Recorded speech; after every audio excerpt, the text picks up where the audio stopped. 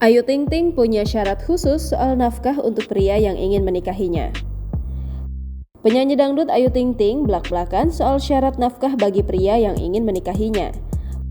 Pernyataan Ayu Ting Ting disampaikan saat ngobrol bareng Hesti Purwadinata dalam kanal YouTube Hesti pada Sabtu 26 November 2022. Bunda dari Bilqis Humairah Razak ini meminta syarat soal nafkah selama menikah nanti. Ia ingin mendapatkan nafkah dari suami saat sudah menjadi istri.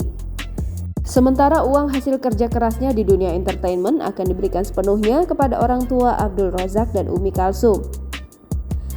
Jika Ayu Ting Ting dilarang bekerja setelah menikah, sang biduan juga sudah memikirkan syarat khusus untuk calon suaminya nanti. Ayu Ting Ting ingin suaminya harus menafkahi dirinya sekaligus menanggung kebutuhan keluarganya jika dirinya tak diperbolehkan bekerja. Atas syarat itu, mantan istri Henry Baskoro Hendarso alias Enji ini membantah dirinya wanita materialistis. Lantaran ia merasa selama ini selalu dikecewakan oleh laki-laki sehingga membuatnya kini memiliki pemikiran demikian. Dalam video yang sama, Ayu Ting Ting juga mengakui semua penghasilannya selama menjadi penyanyi hingga host acara televisi diserahkan kepada ibunya.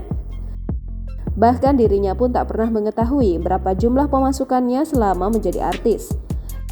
Hingga budget bernyanyinya di panggung atau tampil mengisi acara di televisi pun, Ayu Ting Ting tak pernah membahasnya dengan manajer.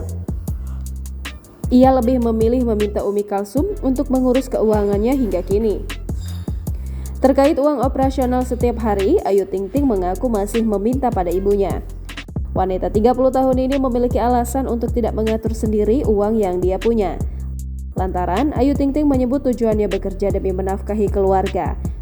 Sehingga ketika dirinya belum berkeluarga, penghasilannya akan tetap diurus oleh ibunya.